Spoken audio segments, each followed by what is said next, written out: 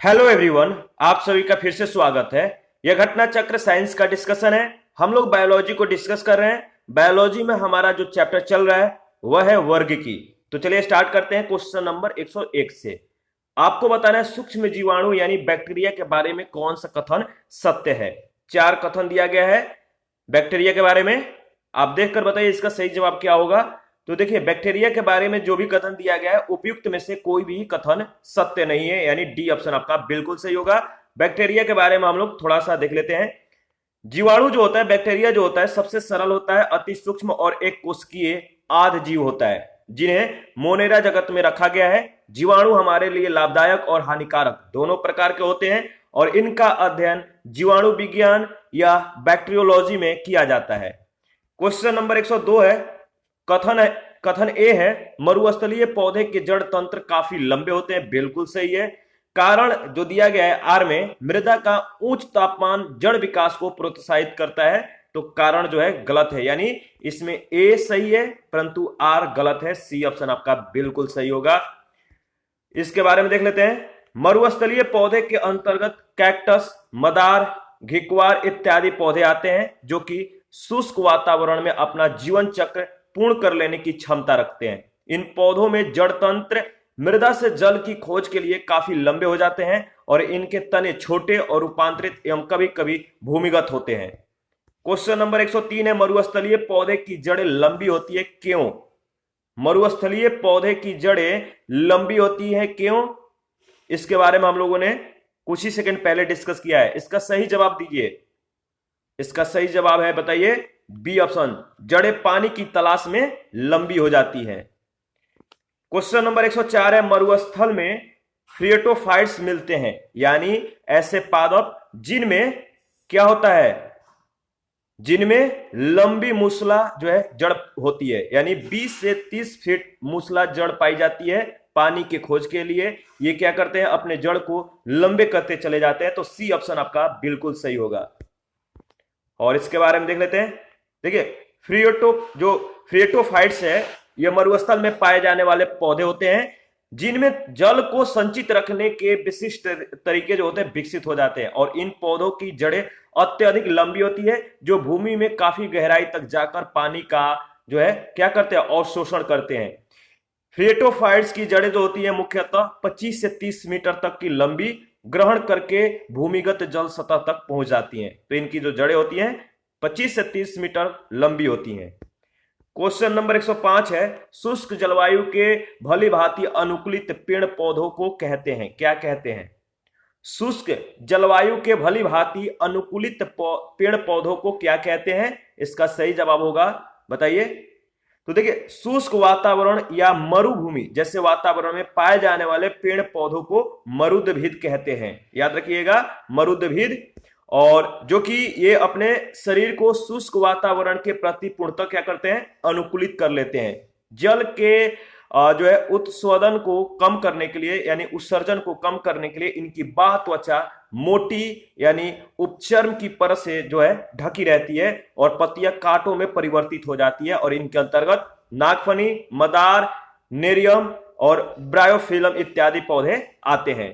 ठीक है, ध्यान रखिएगा। आगे बढ़ते हैं। नेक्स्ट क्वेश्चन है 106 में पूछा गया है मरुभूमि के पादप अधिकतर होते हैं, किस प्रकार के होते हैं। तो मरुभूमि के पादप अधिकतर होते हैं मांसल प्रकार के। मरुभूमि में जो मरुभूमि है, मरुस्थल है, मरुस्थल में पाए जाने वाले पौधे के कुछ भाग जल को संचित रखने के लिए अधिक मांसल तथा स्थूल होते हैं। क्वेश्चन नंबर 107 है पौधे जो नमक युक्त मिट्टी में उगते हैं इनको क्या कहते हैं। पौधे जो नमक युक्त मिट्टी में उगते हैं उनको क्या कहते हैं, सही जवाब है हेलोफाइट। लवण मृदोभिद, ठीक है, और उन पादपों को कहते हैं जो उच्च लवणता युक्त जल में पैदा होते हैं, तो हेलोफाइट्स भी कहते हैं, याद रखिएगा। और क्वेश्चन नंबर 108 है निम्नलिखित कथनों पर विचार कीजिए। चार कथन है। पहला है जेली रुदन का कारण अम्ल की अधिकता है। दूसरा, गन्ने के लिए सर्वाधिक अनुकूल जैव उर्वरक राइजोबियम है। तीसरा, नमकीन पानी में उगाए गए पौधे थैलोफाइट्स कहलाते हैं। और चौथा है सुसुप्त अवस्था तोड़ने वाला हार्मोन है साइटोकाइनिन। बताइए इन चारों में से कौन सा कथन सत्य है? सही जवाब है केवल 4 और 1, यानी 1 और 4 आपका सही है। और इसके बारे में देख लेते हैं पहला क्यों सत्य है। जेली रुदन का कारण जो है अम्ल की अधिकता है, तो पहला कथन सत्य है। बीजों की सुषुप्ता अवस्था तोड़ने वाले हार्मोन जिबरेलिन तथा साइटोकाइनिन है, इसलिए चौथा कथन भी सही है।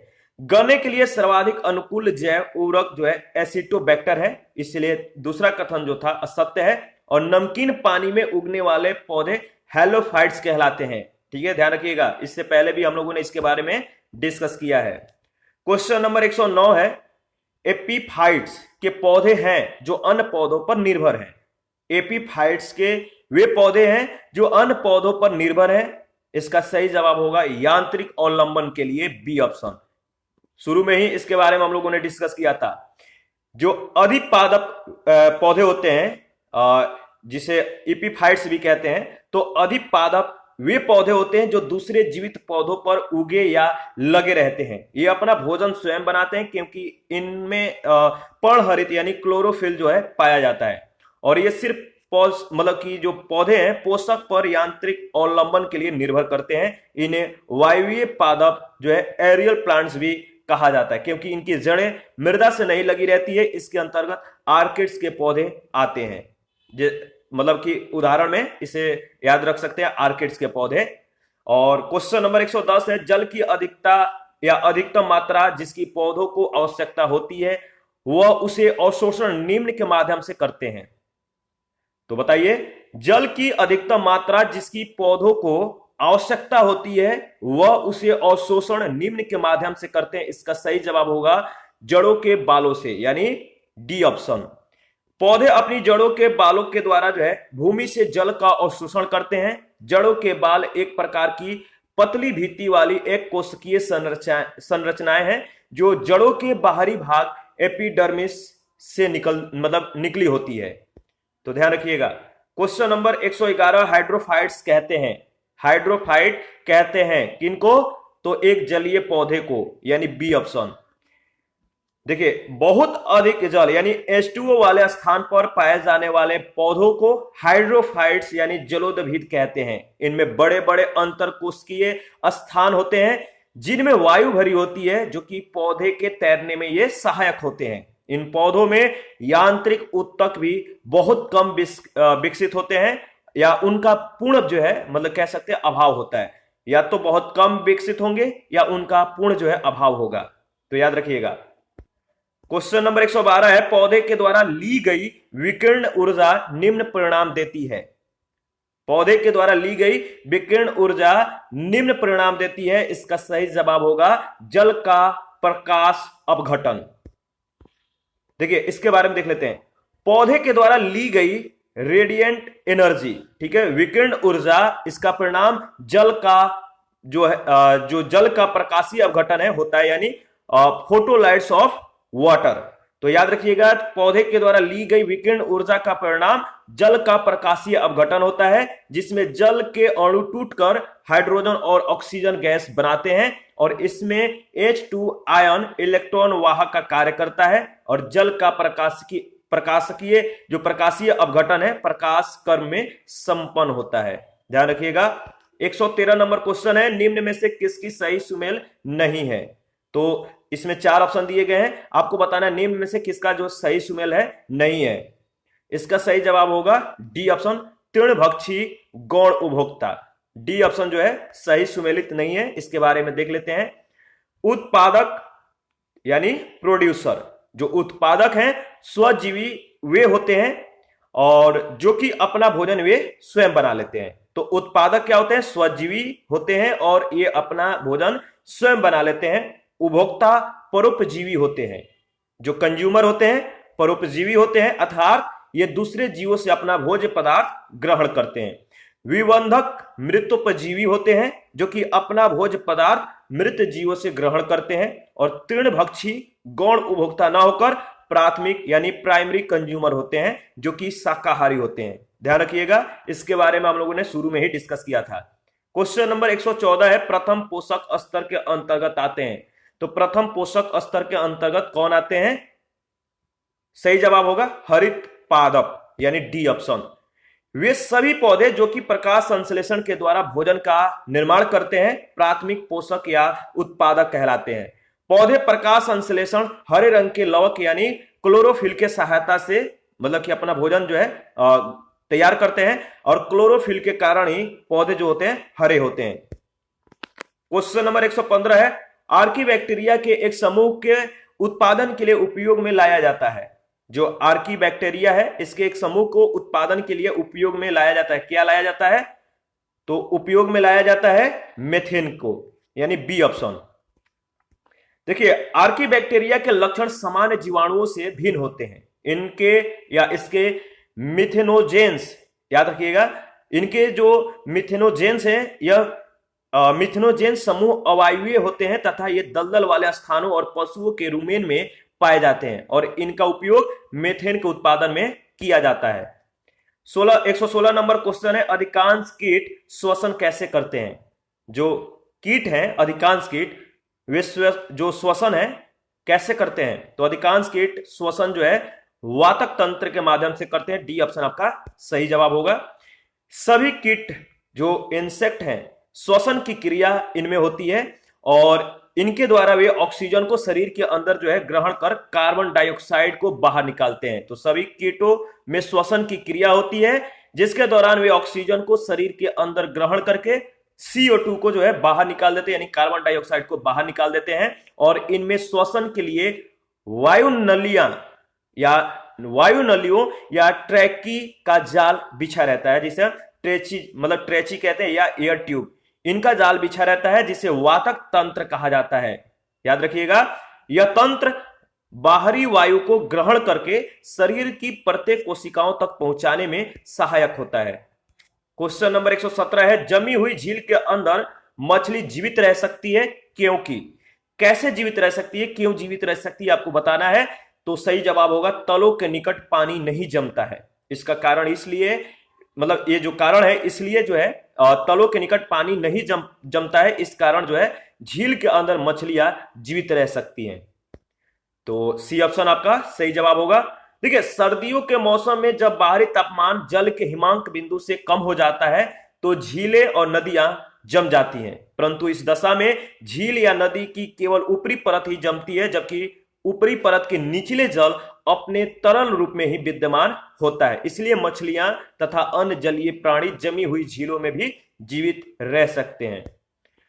118 नंबर है जल से बाहर निकाल ली जाने पर मत्स्य मर जाती हैं, यानी जल से बाहर मछलियों को निकाल लिए जाने पर मर जाती हैं। क्यों मर जाती हैं आपको बताना है। सही जवाब है वे श्वसन नहीं ले पाती हैं तो इसके कारण जो है मछलियों को जल से बाहर निकालने पर वे मर जाती हैं। तो सी ऑप्शन आपका बिल्कुल सही होगा। देखिए जल से मत्स्यों को बाहर निकाल दिए जाने पर वे मर जाती हैं क्योंकि वे श्वसन यानी रेस्पिरेशन की क्रियाएं नहीं कर पाती हैं, श्वसन की क्रिया नहीं कर पाती हैं।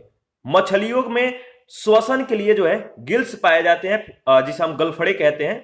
तो मछलियां जो है गिल्स के माध्यम से श्वसन की क्रिया करती हैं जो कि पूर्णतः जल में घुली हुई ऑक्सीजन है O2 है इसको ही ग्रहण करने के लिए ये अनुकूलित होते हैं। 119 नंबर है मछलियों में सामान्यतः श्वसन होता है किनके द्वारा? तो आपको मालूम है गलफड़ों के द्वारा जिसे हम गिल्स कहते हैं। और 120 नंबर है सेव के फल में लाली का कारण क्या है? सेव का जो फल है सेव जो है लाल किस कारण होता है? तो एंथोसायनिन के कारण। A option. सेव के फल में लाली का कारण जो है एंथोसायनिन नामक वर्णी लवक है। लाल नारंगी रंग के वर्णक जैसे कैरोटीन गाजर में, टमाटर में लाइकोपीन और पीले रंग के वर्णक जैसे जैंथोफिल हल्दी में और चुकंदर में विटरनिन वर्णक होते हैं। ध्यान रखिएगा। आगे बढ़ते हैं। नेक्स्ट क्वेश्चन है 121। टमाटर में लाल रंग का कारण क्या है? टमाटर में लाल रंग का कारण क्या है? तो आपको मालूम है लाइकोपीन। लाइकोपीन एक चमकदार लाल रंग का कैरोटीन है जो टमाटर के लाल रंग के लिए उत्तरदायी होता है। आगे बढ़ते हैं। Question number 122। पपीते में पीले रंग का कारण क्या है? तो कैरिका जैंथिन। याद रखिएगा सी ऑप्शन। इन सब के बारे में हम लोगों ने जो पहला सेशन था जिसमें हम लोगों ने थ्योरी को डिस्कस किया था, वहां पे भी इन सब के बारे में हम लोगों ने डिस्कस किया था। देखिए, पपीता का वानस्पतिक नाम कैरिका पपाया है। इसमें कैरोटीन प्रचुर मात्रा में पाया जाता है जो विटामिन ए का प्रीकर्सर होता है। इसमें उपस्थित पपैन एंजाइम प्रोटीन के पाचन में सहायक होता है। पपीते में उपस्थित कैरिका जैंथिन वर्ण के कारण इसका रंग पीला होता है। क्वेश्चन नंबर 123 है, हाल ही में हमारे वैज्ञानिकों ने केले के पौधे की एक नई और भिन्न जाति की खोज की है जिसकी ऊंचाई लगभग 11 मीटर तक जाती है और उसके फल का गूदा नारंगी रंग का है या नारंगी कलर का है। यह जो केला है भारत के किस भाग में खोजी गई है आपको बताना है। वैज्ञानिकों ने देखिए एक केले के पौधे की जो है नई और कह सकते हैं भिन्न जाति की खोज की है जिसकी लंबाई 11 मीटर तक हो सकती है और उसके फल का जो गूदा होगा नारंगी रंग का होगा। यह भारत के किस भाग में जो है खोजी गई है? इसका सही जवाब होगा अंडमान द्वीप में, ए ऑप्शन। भारतीय वनस्पति सर्वेक्षण ने इनके वैज्ञानिकों ने, बोटेनिकल सर्वे ऑफ इंडिया के वैज्ञानिकों ने अंडमान द्वीप के उष्णकटिबंधीय वर्षा वनों से केले की एक नई प्रजाति की खोज की है जिसे मूसा इंड अंडमानेंसिस नाम दिया गया है और नई प्रजाति की ऊंचाई लगभग 11 मीटर है जबकि समान केले के प्रजाति लगभग 3 से 4 मीटर तक ऊंची होती हैं। गुच्छे में पकने से पहले यह केला जो है हरे रंग का मतलब रहता है, लेकिन पकने के बाद इसके छिलके पीले और गूदे का रंग जो है नारंगी रंग का हो जाता है। क्वेश्चन नंबर 124 है, निम्न में से जीवित प्राणियों का कौन सा समूह एक ही स्पीसीज से संबंधित है? निम्न में से जीवित प्राणियों का कौन सा समूह एक ही स्पीसीज से संबंधित है? इसका सही जवाब होगा ए ऑप्शन, चीनी, अमेरिकी, भारतीय तथा काले अफ्रीकी। देखिए, जीवित प्राणियों का समूह चीनी, अमेरिकी, भारतीय तथा काले अफ्रीकी एक ही जो है स्पीसीज होमो सैपियंस से संबंधित है और जबकि शेष विकल्प में जंतुओं का समूह अलग अलग स्पीसीज से संबंधित है। 125 है, खमीर का एक उदाहरण है। खमीर एक उदाहरण है किसका? तो खमीर कवक का एक उदाहरण है। खमीर एक कोशिकीय सूक्ष्म जीव है और यह शर्करा युक्त कार्बनिक पदार्थों में बहुतायत से जो है पाए जाने वाला विशेष प्रकार का कवक है। 126 नंबर है, ईस्ट और मशरूम है। ईस्ट और मशरूम है क्या है? तो फंगी, यानी सी ऑप्शन। देखिए, ईस्ट और मशरूम फफूंद है यानी फंगी है। ये पर्णहरिम रहित तथा संवहन ऊतक रहित होते हैं जो कि भोजन के लिए दूसरों पर निर्भर रहते हैं। ईस्ट एस्कोमाइसिटीज कुल का जबकि मशरूम बेसिडोमाइसिटीज कुल का जो है एक सदस्य है। तो जो ईस्ट है एस्कोमाइसिटीज और जबकि मशरूम बेसिडियोमाइसिटीज कुल के ये सदस्य हैं, ध्यान रखिएगा।